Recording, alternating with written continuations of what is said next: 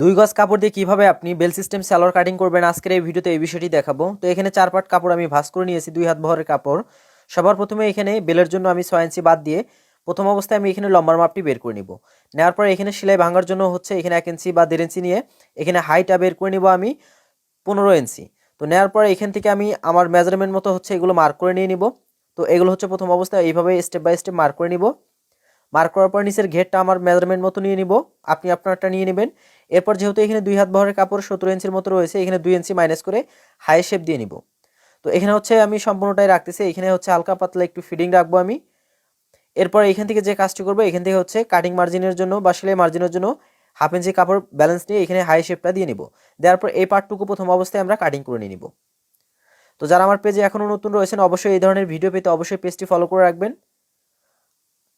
আর যারা ভিডিওটি এখনও শেয়ার করেননি অবশ্যই আপনার ফেসবুক আইডিটি পরবর্তী ভিডিও দেখার জন্য শেয়ার করে দিবেন। তো এখানে কিন্তু এই পার্টটি কাটিং করা কমপ্লিট। এরপরে এখানে যে কাপড়টি দেখতেছেন এখানে প্রথম অবস্থায় আমরা এলাস্টিকের জন্য এখানে 1 ইঞ্চি করে বের করে নিব চড়া এলাস্টিকের জন্য।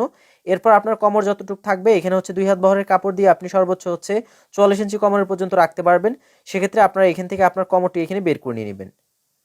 তো নেওয়ার পর এক্ষেত্রে সুন্দরভাবে এখানে মার্ক করে নিব। নেওয়ার পর এই পার্টটুকু কাটিং করে নিয়ে নিব। তো আজকের এই ভিডিওটি আপনার কেমন লেগেছে সেটা অবশ্যই কমেন্ট করে জানাবেন। আর যারা এখনো ভিডিওটি শেয়ার করেনি অবশ্যই ভিডিওটি শেয়ার করে দিবেন।